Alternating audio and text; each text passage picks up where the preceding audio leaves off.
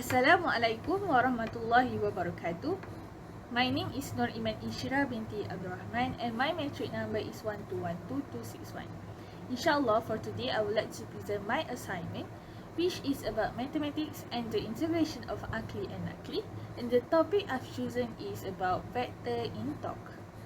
So let's see what are my assignment about.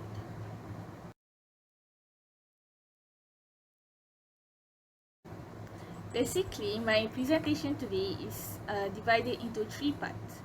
The first one is introduction, the second one is about application, which includes the problem, solution and also concept, and the third one is about Quranic verses that are related to my topic today.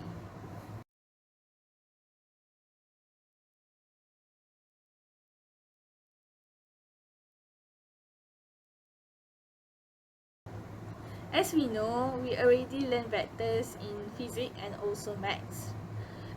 And in physics, we know that vectors are the physical quantities that has magnitude and also direction. So the general definition that we must know about vector is a vector is a mathematical object with magnitude and direction that obeys vector addition laws.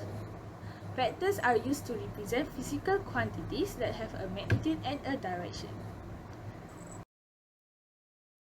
Other than that, the way to represent the vector is by an underlined letter A, the variable A, using bold type A, or by an arrow symbol over a variable A.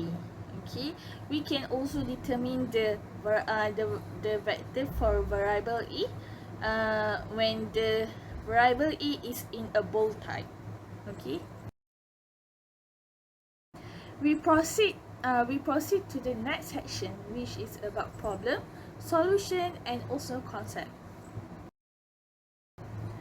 But before that, we must know that in engineering, vectors are often used to represent quantities that have a magnitude and also direction. Many engineering quantities such as force, displacement, velocities and also acceleration will always need to be represented as vectors. We must know that vectors quantities is very different with scalar quantities, which is scalar quantities only have a magnitude but no direction, and the examples are mass, area and also speed. So for the problem that I've chosen for my topic, vector in talk, is about an athlete forearm holding a steel ball. So as we can see in figure 1, shows an athlete forearm holding a steel ball. The forearm is supported by a contraction of bicep muscle, which causes a torque around the elbow. So it gives in the question, it gives us the values of LD, mass of steel, and also mass of the forearm. So the thing that we need to find for this question is, the first one, we need to know what tension must the bicep muscle exert to hold the forearm, and also we need to sketch and label the free body diagram. We can see in the slide, these are two types of the body diagram, the free body diagram that I've done for the solution of the question. So the first one is, as we can see, the force for the bicep is upward, the weight for the forearm is downward, and also the steel ball is downward. And we make it easier as the FE, the force is downward and the force of bicep is upward. So the weight for forearm and also steel ball will follow the FE, which is downward. As we can see in the slide, these are two types of the body diagram, the free body diagram that I've done for the solution of the question. So the first one is, as we can see, the force for the bicep is upward, the weight for the forearm is downward, and also the steel ball is downward. And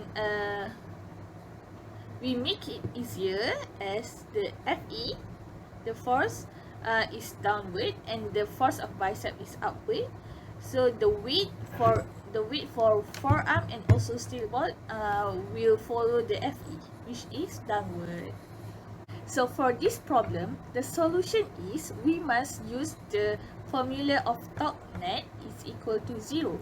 So sum of torque net is equal to 0 and sum of torque anti-clockwise is equal to sum of torque clockwise. So for the torque anti-clockwise, we must include the force of bicep and also the D, and the sum of torque clockwise, we must use L over 2 times W forearm, which is weight of forearm, plus L length times weight of steel ball. So when we calculate, we insert the value of D, the value of L, the value of weight of forearm and steel ball. So the last answer we get for the force of bicep, which is 132.32 Newton, and that is the value of force bicep that we need to find. Torque is the ability of a force to cause rotation on a lever, which means the moment of force. The balance of the muscle and weight torque determine which direction of the joint rotates. Movement will always be in the direction of net torque. So the third point is the net torque is the sum of all torques acting about a common axis of rotation. To create elbow extension, the torque created by the weight must be greater than the torque created by the muscle. So for the last section for my presentation today is about the Quranic verse that is related to my topic, which is vector. So in Surah Ar-Rum, verse number 20, Allah says that one of His signs is that He created you from the dust. Then behold, you are human beings spreading over the earth.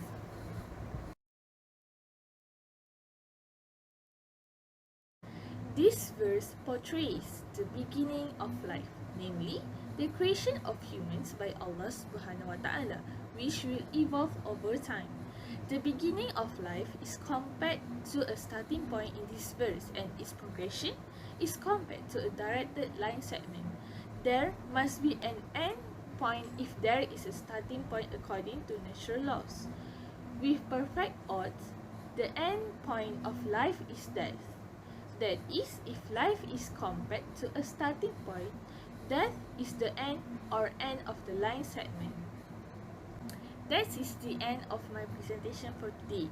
I hope all the information that I've delivered to you guys is clear and easily to understand. So hopefully to see you soon in the next assignment. Assalamualaikum. Bye.